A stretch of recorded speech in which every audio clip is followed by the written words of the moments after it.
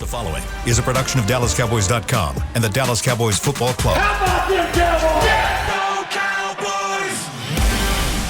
Cowboys! This is Mick Shots. Streaming live on DallasCowboys.com and the official Dallas Cowboys app. Now, here are Bill Jones, Everson Walls, and Mickey Spagnola. It's Friday. Yes, it is. You know what that means. If it's Friday, There's the nothing. Cowboys are stampeding to the Valley of the Sun. Nothing to celebrate. There's a football game to get fired up for, though. There's a number of football games to get fired up for, and the most important ones at 3:25 on Sunday afternoon. State Farm Stadium. Is it called that still? I believe it is. Yes. Glendale, Arizona. Your Dallas Cowboys taking on the Arizona Cardinals in front of a full house of Cowboys fans. And yes, we have a distractible player, the producer supreme, Chris Beam, who is telling us all these things that we need to include in the show, and he forgot the most important thing, which was Stampede. But we got it. Friday. We got it. Yes, we did. And Way to go, producer supreme. And it better be a go team, too, by the way. The go team. The go team better go. Yeah. And we're going to get it fixed one of these days. We've got Savannah on the show. And I hear it's going to be Monday. I think Monday. All right. Monday. The big open for Savannah. Very exciting. Sports Savvy on X. Now she'll know she has made it. Everson Walls is on assignment. We needed him today. Yes, Do we think did. he's calling in? Of all days. He mentioned something He yesterday. mentioned might something call about in. calling in. Or texting. He might Whoever text. he was going to be with today is a big fan of the show and would like to call in. And he actually took a picture of the phone line and the text line as well, the number to call or text. And so we may be hearing from Everson. But as Mickey has alluded to already, the big story of the day is number 7, and that would be Trevon Diggs. Probably was taking place while we were doing the show. That's right. During practice yesterday. During practice. Wow. Yep. The part of practice that nobody got to watch. They were doing one-on-one drills. And I think you heard that stepped on somebody's foot. Mm-hmm. And tore his ACL On the one-on-one drills during practice. And, of course, somebody had to tweet out, well, why are they doing one-on-one drills? It's like, well, it's practice. They got to get ready for Sunday. Golly. But there will be one-on-one drills that count on Sunday. There's no – it's just weird how you can suffer an injury in this game.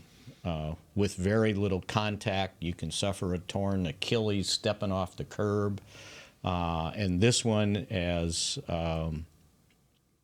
Mike McCarthy called it, a real gut punch this morning on his radio segment. And it was really the first one. And I think that's why everything was going so perfectly.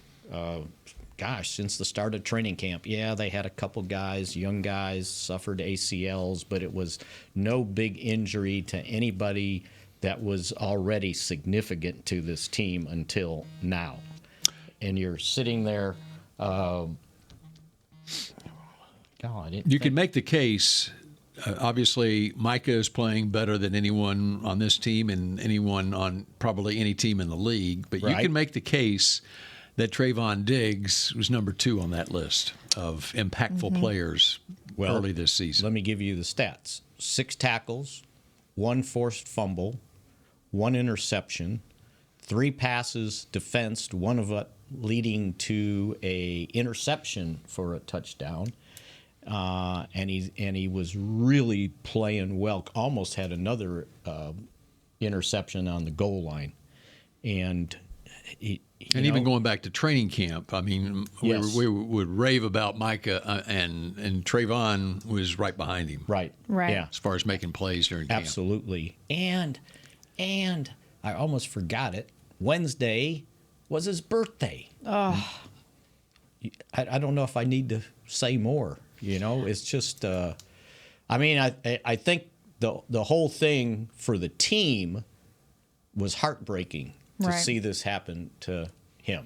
I think also just who he is and how he has grown here at the Cowboys.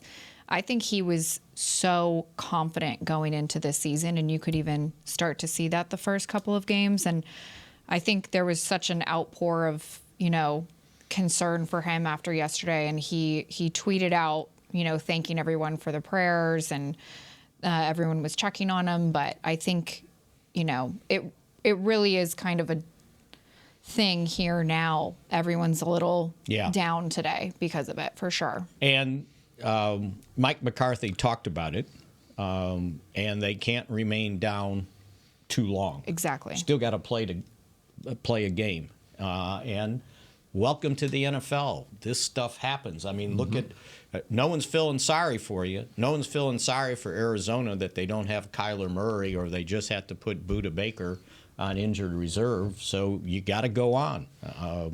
It's not easy. Happens to every team in the league, and you just hope it doesn't happen like it did to the Cowboys, to a significant player like this. But it's going to happen to significant players all season long. Yeah, and I kind of liked Micah's tweet that I saw. I think it was last night. He said, "I am my brother's keeper. I got you, 7. No more need to be said." And I think the team's got to rally around this and realize that, you got to go on. The show goes on. And that's why, my point, my column's not up yet, but it's 2 games into the season, and already, out there, we're naming Mike McCarthy the coach of the year, and the Cowboys are going to the Super Bowl, and they're the best team in the league. It's 2 games, and I get it. They haven't won 2 in a row to start a season, too often of late. But it's 2 games. You got 15 to go. As Dak Prescott would tell you, it's no time to start sniffing yourself. Or Bill Parcells, don't let the low-hanging cheese, get in your way. You still got to put your head down, and I don't care if you're playing an 0-2 team. This is the NFL. You can't start being complacent. So I think this is a reminder that, there's still a hell of a lot of work to do. This is why you build a roster the way you build it, to be able to offset injuries that occur like this. That's why I think the prudent people who make their picks at the beginning of the season, you pick teams that have the best depth in order to make it through what is a longer season than has ever been before. In the last couple of years, expanding it out to 17 games, and injuries happen so often, and so now it's on others to step up in Trevon's place, and they've got capable guys to step up. They may not have the playmaking ability that Trevon has, but you can win football games with these guys. Well, the way it looks, and Mike McCarthy's he talked on the radio this morning. He didn't qualify this, but and his conference calls at 12:30 here today. The way it looks is Deron Bland, who's been in the slot, is going to go out to Diggs' spot at the right cornerback spot. And if everybody remembers last year, when Anthony Brown went down, it was week 13 of last year, I believe it was, that it was Deron Bland that went and played the cornerback spot. He played the left cornerback spot after he was working in the slot in place of Jordan Lewis, and he played well. He led the team last year with 5 interceptions, and he got one in the season opener thanks to Diggs' hit on, I believe it was Saquon Barkley, right? Yep. Yeah. And the ball popped up, and he catches it, returns for touchdown. And there was a note in the Cowboys release about how his 6 interceptions since the start of last season is tied for the league lead at this point. So the guy can play. And he had 5 in 8 starts last year for interceptions. So, yeah, I think he's going to really step up to the plate here, and now he has that expectation. Well, he was in that position, as you point out, last year He was in that position when Jordan Lewis went down with his Liz Frank injury. It was Deron Bland who had to step up in that slot position. He came through with flying colors. And we're talking a 5th-round draft choice. Right. He was a rookie last year. It was a rookie. So the fact that they can put him out there and then very fortuitously, is that a word? Yes. It looks like Jordan Lewis is ready to go and take on his old job as the nickel corner. He had his ramp up of 10 snaps. Got 10 snaps, right? By golly, Sunday. you're ready to go. Here you go. We didn't give Savannah a ramp up on the show. No. And then there's Noah Igbenogany, Right? Noah. who was What a you- first-round draft pick of the Dolphins 4 years ago. I don't know 3 if years you'd ago. rather say that than saying, oh, we got to play Kelvin Joseph now, who definitely wasn't ready. But Igbenogany is at least an outside guy. And you could still have Eric Scott, who early in training camp stepped up and earned a spot on this team. But what happens is when you have these and you go, okay, I think I got enough depth to get through this. But it's like, okay, what happens with one more injury? Then you've depleted your depth and you got to go to people that you weren't planning on playing. But again, you got an experienced guy to put in the slot now with Jordan Lewis and a guy that performed well last year, Deron Bland. And by the way, Bland played well enough that even though Jordan Lewis is going to be healthy, if this hadn't happened, Jordan Lewis was going to be the 4th corner because Bland was playing. Right. And there's another experienced corner who was a former Cowboys draft pick and started here for several years, who was let go by the San Francisco 49ers yesterday after a few days there. Two days. He was with Pittsburgh on the practice squad. Anthony Brown we speak of. And He must not be ready. well, I don't know. It just depends on it could be with the 49ers. It could be that. I don't know. Well, But- what happened was San Francisco played a game last night, and so they had to make some moves Right. to play a game last night. the And- Steelers had released him off their practice squad. I thought he got poached, but he didn't. He got released off the practice squad, and then San Francisco picked him up at the beginning of the week. He was there 2 days, and then they decided to promote Trey Swilling from their practice squad to the active roster for the game. So I don't know if they saw that once Anthony got there that he hadn't recovered, or if it from was with the Achilles. idea that we'll sign you back, or what. Yeah, right. So you never know. But again, like I said, it was week 13 last year, so when he got hurt, and so he has not even had 10 months to recover, and it's a torn Achilles, so that takes some time. And the kind of the sad part for his situation was he ended up at the start of the league year being a free agent because his contract was up. So that meant he wasn't allowed to be in the building, continue his rehab. So you never know exactly where he's at, but they'll keep their eyes open. But look, let's end this discussion. They're not using a first-round pick to trade for a cornerback. And anybody that's got a cornerback worth the first-round pick is probably not trading them for just a first-round pick. So I saw somebody on X. Maybe that's why they call it X. We should X it out. Right? Oh, let's go trade for Sauce Gardner because the Jets don't need him. It's like, seriously? Seriously? Oh, Lord. So stop the nonsense, even if you even considered it. That's not going to happen. So you got what you got. That's why, as Bill said, you put together a 53-man roster, and you should put it together to have to withstand things like this. It happened early to the Cowboys, but chances are there'll be something else you have to overcome. That's just part of being in the NFL. And we're just getting started here on Mixed Shots. We're taking your text, 817-290-3298. Sports Savvy, you got anything there? You want to hold off to the next segment? We can hold off to the next segment. We're going to see if some more trickle in here. Okay, all right. It's got to be good trickles in. Yes. And we're going to take an up-close look at the Arizona Cardinals, too. This football game the Cowboys will play at 3:25 on Sunday afternoon when we come back in just a moment. They didn't cancel it. I'm Dak Prescott, quarterback of the Dallas Cowboys. And they snap it to Prescott, who looks right. It's not there. He escapes left. He'll run for a first down. Just like football, when it comes to crypto, it's important to have a team you can trust. With blockchain.com, I know I'm in good hands. Since 2011, they've been trusted by millions around the world to buy, sell, and trade cryptocurrency. Prescott's going to run this himself. Run it up the middle, and he scores. Whether you're new to crypto or an active trader, they've got you covered. What are you waiting for? Get started at blockchain.com.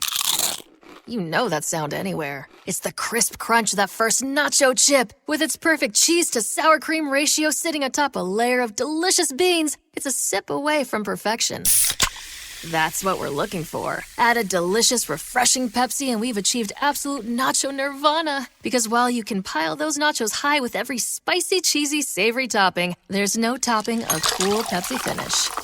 Nachos, better with Pepsi. That's what I like. The Medal of Honor is our country's highest military award for valor in combat. More than 40 million individuals have served in the armed forces since the Civil War. Fewer than 4,000 have received the Medal of Honor. The National Medal of Honor Museum will be a place to preserve these legacies and inspire America.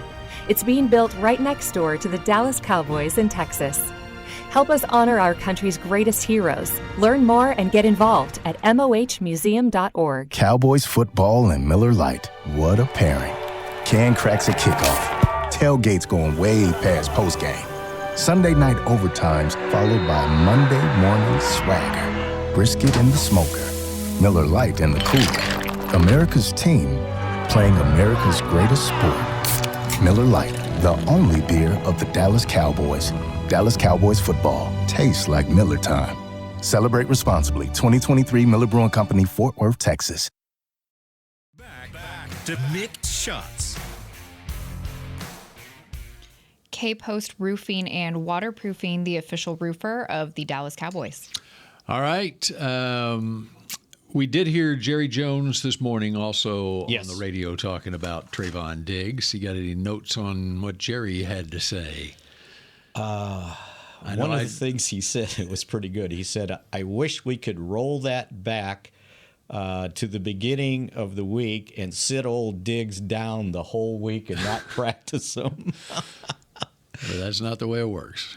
He also pointed out, and I think they asked him about making a trade. He goes, no one has the impact he has. We do have depth relative to playing that position. So we've talked about that. And you know, I think the guys on the fan this morning thought that, you know, McCarthy was going to come on and be all somber and, you know, and he was kind of being level. And the thing he told them is, you know, the biggest thing, the most important thing for us is to continue being consistent. And that's the hardest thing in the NFL to achieve. He actually talked about, we know how hard it is to win a Super Bowl, but the thing I've valued the most at Green Bay is that we had 8 consecutive winning seasons, which means we remain consistent. And he was talking about how the coaching staff's message to the team has to remain consistent. You can't go in there and, oh, woe is me, and have everybody feeling that way. You feel that way for Trevon Diggs, but you got a job to do, and you got to go. So, and we have a game on Sunday, so you got to prepare for it. Exactly. Before we leave the cornerback room, I'll throw another name out there of a free agent, and is Casey Hayward, who has a history with some of the defensive coaches, including Joe Witt.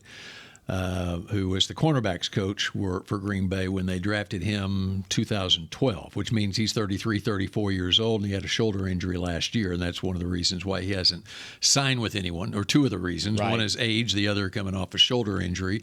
But that's another name to keep in mind, that there is a history with the defensive coaches on this staff, too. Yeah, and the other thing that they've got to deal with, and I'm thinking, they don't have to immediately put Diggs on injured reserve. He can be one of the 7 inactives on Sunday because, remember, Igbenogany was inactive, and so was Eric Scott. So now at least one of those guys, if not both, might have to be active on Sunday.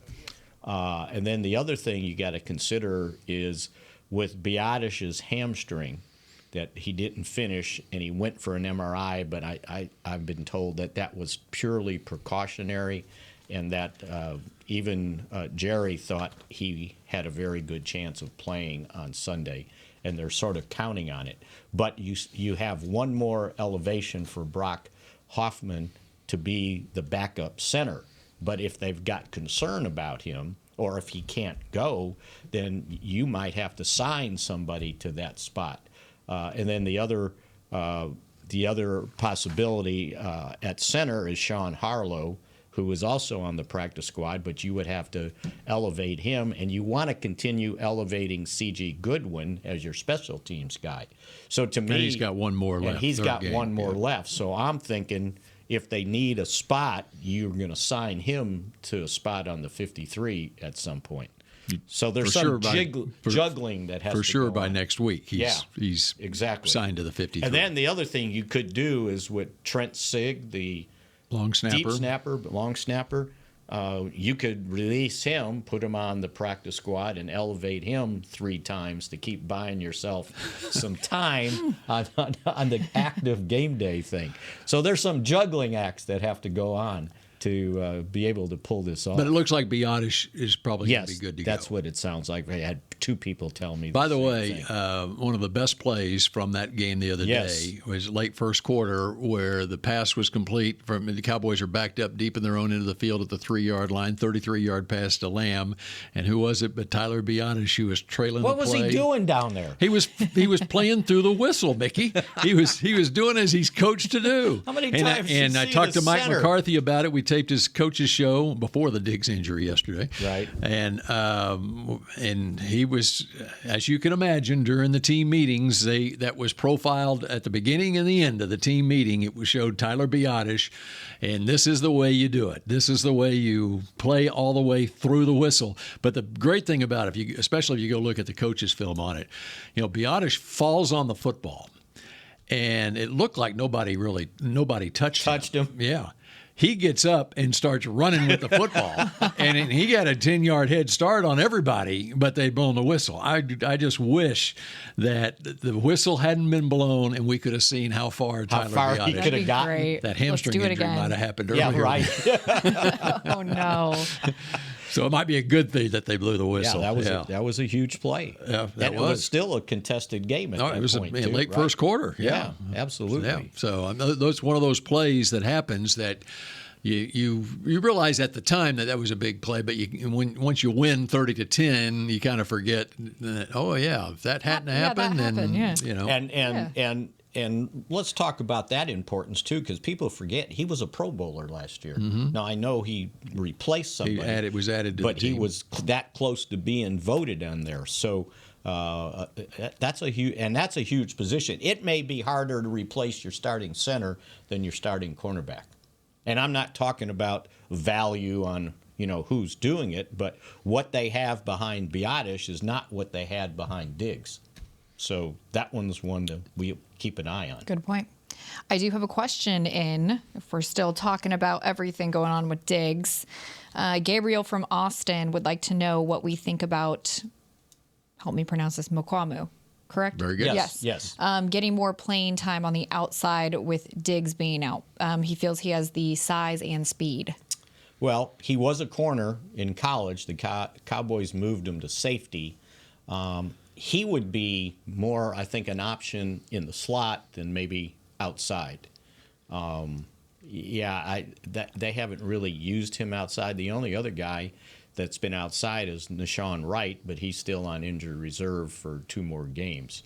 But I think the way they've got it right now is fine. It's the way to go. I'm okay. Yeah, they are right now basically set to replace either one of the corners that went down with a Deron Bland, with a Jordan Lewis coming back, with the trade for Igbenogany, with Nashawn Wright coming off injured reserve. The question is, when I throw out an Anthony Brown or a Casey Hayward, those guys would be on down the road if they needed more. Like, what if you have one more injury? Right, like second half of the season. Right. That's what you're scared about. And now, how great is this trade for Stephon Gilmore? I mean, we thought it was a hell of a trade to start with, and now in lieu of this, boy, if you didn't have that experience there, you could be really in trouble. Well, you were going to replace, that's the Anthony Brown roster spot. Right. And so you were going to replace him with somebody, and they're just lucky that they were able to get a guy who is playing at such a high level in Stephon Gilmore, who's a former NFL Defensive Player of the Year. For what, a 5th or 6th round? Fifth rounder, I think. Yeah. So that's a steal. Okay, Arizona Cardinals. Yes. Which we got a pretty good summary of yesterday from Danny Surek. Yeah, that's right. Yes. I did a little segment for the coaches show with Will McClay yesterday, and he was talking about the weapons that they have on offense. James Conner, veteran guy who, of course, was drafted by Pittsburgh. Interesting thing, he was a 3rd-round pick of the Steelers in 2017. Joshua Dobbs, who's now the starting quarterback for the Cardinals, was also in that same draft class, the 4th-round pick of the Cardinals in 2017. Same pick in the draft, 135 that Dak was the previous year. That's amazing. Both coming out of an SEC school, and both were successful in the SEC. Joshua Dobbs led Tennessee to 2 straight 9-4 seasons, bowl wins with the Volunteers. He just hasn't had an opportunity. He was a backup in Pittsburgh, his first contract, and then, of course, we saw him Christmas time last year, December 29th, 8 days after being signed by the Titans. He starts against the Cowboys. The link with Arizona for the quarterback Joshua Dobbs is the offensive coordinator Drew Petzing, who was with Cleveland last year. And Dobbs last season was with Cleveland throughout the year until Deshaun Watson came back from his suspension. Then he was released, signed with Detroit, their practice squad, and then Tennessee poached him off the practice squad when Tannehill got hurt late in the year last year. And then he started against the Cowboys like he'd only been there a week, I think. Right. And he ended up 20 of 39 for 232 yards, a touchdown, and an interception in the Cowboys' 27-13 win. I mean, going back and just looking at the Giants game, I mean, he's got a strong arm. He's a very smart player. And you can see that offense is built for Kyler Murray, but he was in the same type of offense last year with Drew Petzing as the offensive coordinator or the quarterback's coach in Cleveland, which they had for Deshaun Watson there. And so it was only natural that the Cardinals were able to work the trade, and they gave up a 5th-rounder late in training camp to get Dobbs, and that's why they released Colt McCoy. But receivers, Marquise Brown, I think, is playing maybe the best that he's played in his NFL career. Just looking at what he's done the first couple of games this year, 6 catches, 84 yards, and a touchdown last week against the Giants. Rondale Moore, who is a 4-3 playmaker, was a 2nd-round draft pick 2 years ago out of Purdue. And a guy that has started the first 2 games at wide receiver for them, who I really liked in the draft, Michael Wilson out of Stanford. This was funny yesterday. When Will did his Telestrator segment for the coaches show, he did a little something on number 6, James Conner, and number 2, Marquise Brown, and number 4, Rondale Moore. And we got done with it. And I said, you know what? I really like this wide receiver, number 14. He said, yeah, we did too. We liked him coming out in the draft. And I said, you know who he reminds me of? And at the same time, we said, Miles Austin. Oh, wow.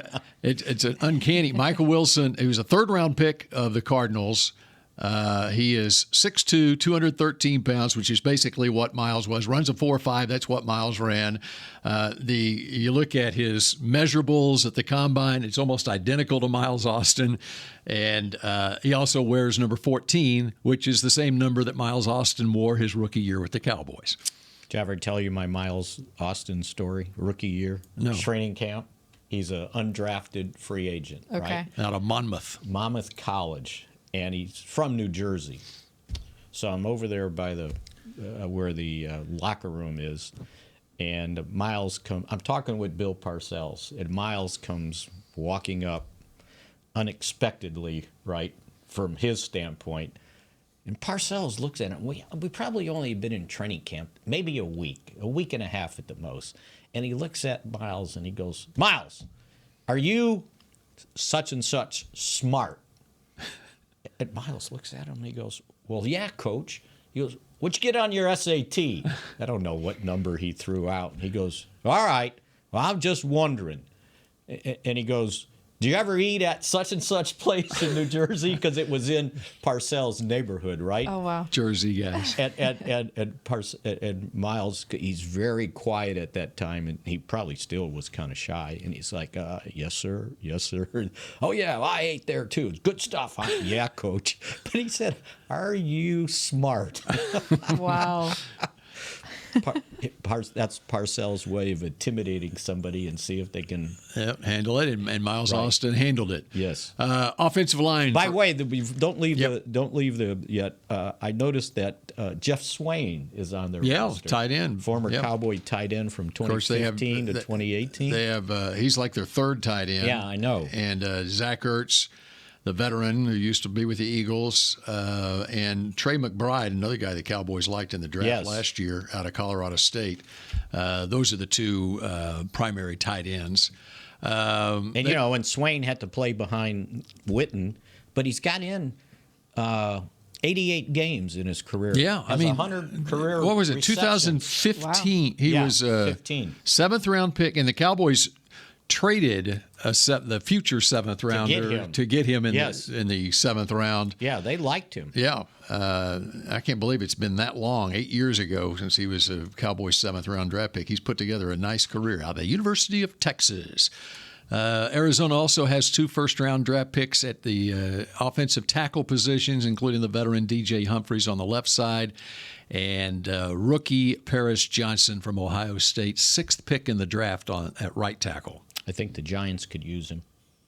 Well, I mean, you look at last night's game. Did you watch that stuff? Well, and they were down 2 offensive linemen and their running back. Right. And I watched some of it, yeah. It's not enough offensive linemen to go around in this league. Mm-hmm. By the way, going to be 2 4-0 teams playing against each other here in Week 5. Wow. Don't get ahead of yourself, Bill. San Francisco's one game at a and time. What's standing in front of in front of San Francisco before the Cowboy game? They play Arizona next week. Oh, do they really? Yes, that's right. And the Cowboys have Arizona and then New England. New England, right? Okay, so. Yes, we won't get ahead of ourselves. Yes. Anyway, that's sort of a look at the Cardinals on offense. And so they got out 28-7 on the Giants in the third quarter the other day. You're the people I'm writing my column for. The ones that getting ahead of ourselves? Although I have a lot more respect for Arizona, as you will find when I make my pick later in the show.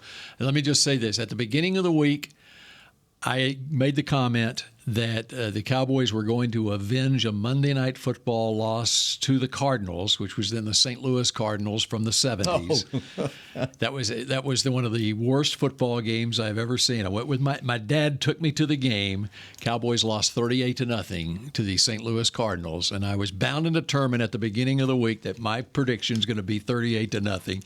Cowboys turn the tables, but it's going to be much closer. You're backing off on that? Yeah, I'm backing off on that after watching the Cardinals this week. I wish Everson was here to remind him, and I want to make sure it was 1985. They went to St. Louis. That was the year they were staying at the old train station, and it turned it into like a shopping mall type thing.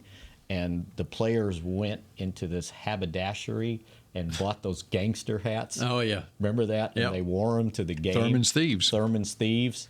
And they went up there, and St. Louis beat them 21-10. And I think Randy White, after the game, said something. It was something like, yeah, we ought to worry about playing football than buying hats or something, because they did interviews before the game at one of the TV stations. I think it was Vern. I think it was. I think it may have been earlier than that, 81 or so. No, this was definitely 85. Okay. Yeah, and I think they did it with Hanson, by the way. Yeah. Who? Yeah. All right. Anything else on the text line? Honestly, no. There's not a lot of texts coming in today. Cowboys Nation is stunned. I think they're a little shocked still. We're still in shock. They're in mourning. Yeah. That's all right. Correct. We got enough to talk about. All right. And we will talk more and make our picks to click when we come back on Mix Shots. The Medal of Honor is our country's highest military award for valor in combat. More than 40 million individuals have served in the armed forces since the Civil War. Fewer than 4,000 have received the Medal of Honor. The National Medal of Honor Museum will be a place to preserve these legacies and inspire America. It's being built right next door to the Dallas Cowboys in Texas. Help us honor our country's greatest heroes. Learn more and get involved at mohmuseum.org. Cowboys football and Miller Lite. What a pairing.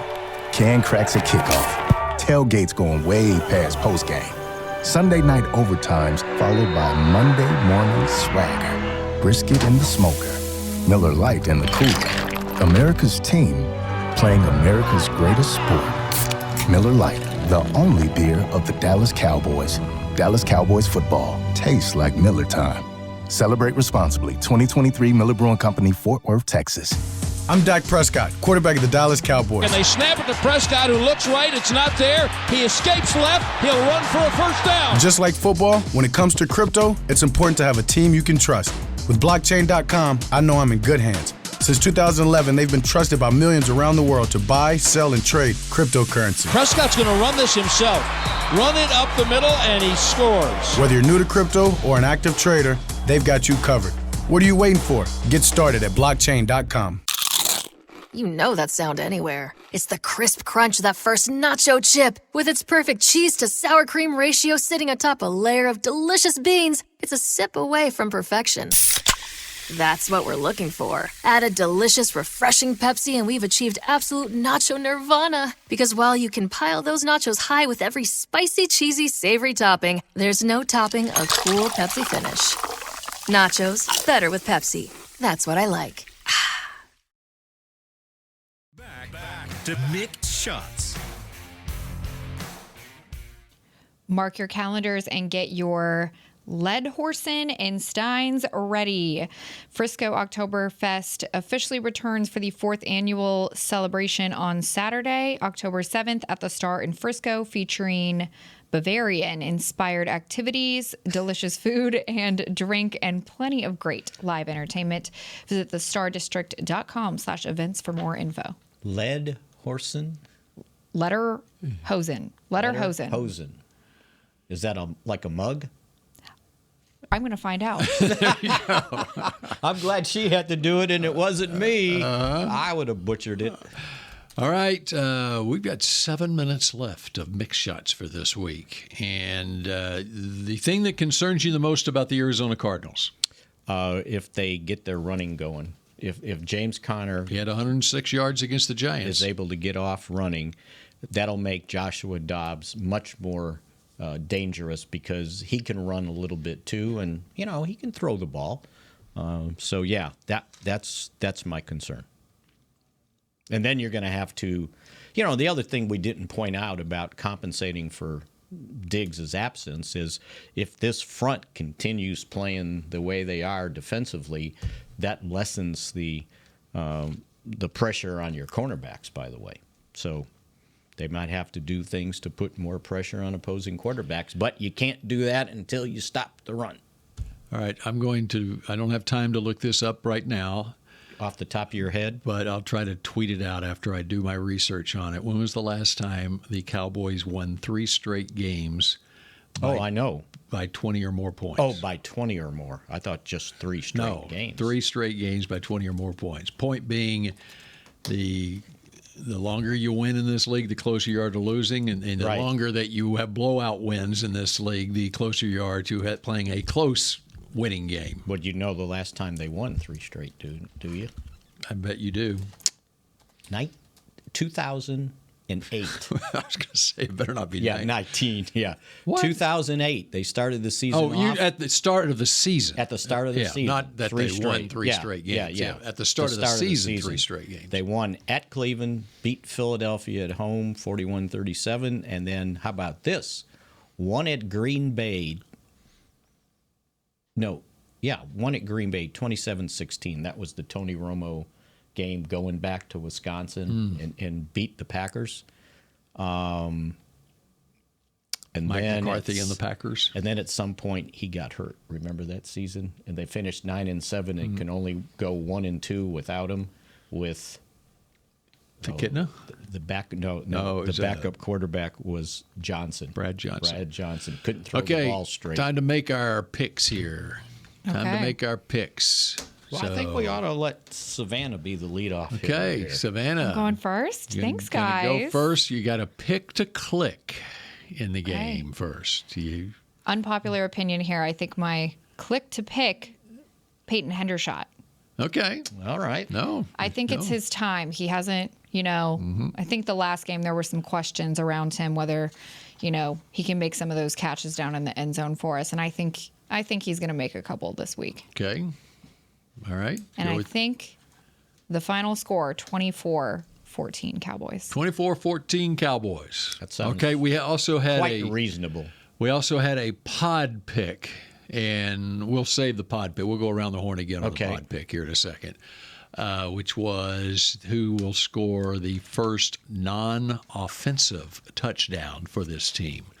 So think about that, and meaning either on special teams or a defensive touchdown, which Micah almost had, if not being grazed by Tomlinson the other day. Yeah, you should at least have to, touch the guy, not bump into him. Yeah.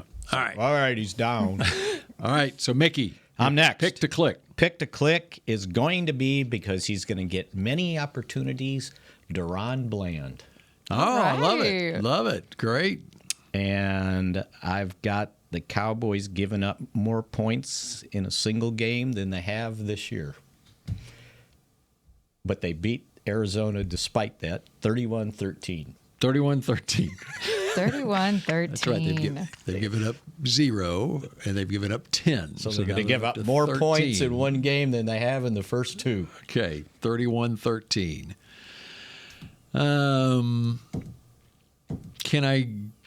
CD's not off the board, right? No. Okay, I'm going CD. CD. In his matchup against his former college teammate, Hollywood Brown. Not that they match up against each other, but he's a wide receiver for the Cardinals. And I think... that's a lot of Oklahoma stuff there, huh? Yeah, it is. But I like CD to have another big game. And instead of 38-0, I'll go. Let's go 30-16 is our final score. 30-16. Cowboys win over the Cardinals. Come home to face New England. 2 8-point touchdowns. Okay. All right. Now, the pod pick for this week. Okay. Who scores the Cowboys' first non-offensive touchdown? Who wants to go first? And are we talking about in the game or the season? Okay. Okay. In the game. So are we saying the Cowboys are going to score multiple non-offensive touchdowns? I'm okay Who with scores this. the first? Boy. If you guys got a thought, go. I'm kind of searching here. Stephon Gilmore is mine. Okay. Gilmore. Stephon Gilmore. I like it. I think he's ready to go. I think it's going to be Sunday.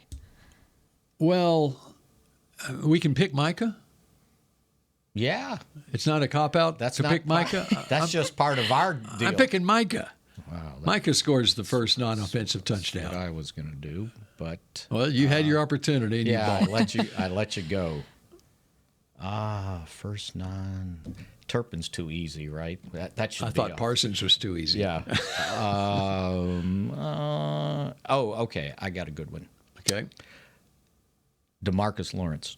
Okay. Ooh. Fumble recovery for a touchdown. I like it. Scoop and scoot. Scoop and score. Okay. Very good.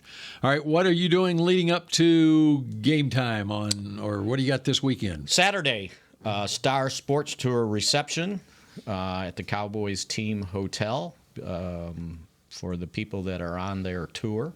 So there'll be a player or two that is part of that. They sign autographs, and I sign autographs too. If anybody asks. And I would imagine we'll talk amongst ourselves about the loss of Trevon Diggs. And what will be in the stands there at State Farm Stadium? How much blue will there be in the stands? There'll be what percentage? Quite a bit. What percentage? Quite a bit. I would say 35 to 40%. It's big. Yep. I like it. Yep. And I need to make people understand. I heard them talking about this on the radio about why there'll be so many Cowboy fans there. And, they were talking about, well, there's so many people that, and I don't know why they said it, but they Cowboy fans move there or whatever. No, they were raised there because back in the day when Tex Schramm started the Dallas Cowboys radio network, and there were no teams in that area whatsoever that were in the NFL, he put radio stations on the Cowboys network in Tucson and Phoenix, Arizona. And so these people, they're able to touch the Cowboys was on the radio, sort of like what the Cubs did on WGN nationwide. See, Savannah, this was back when people listened to the radio. Oh, come on now.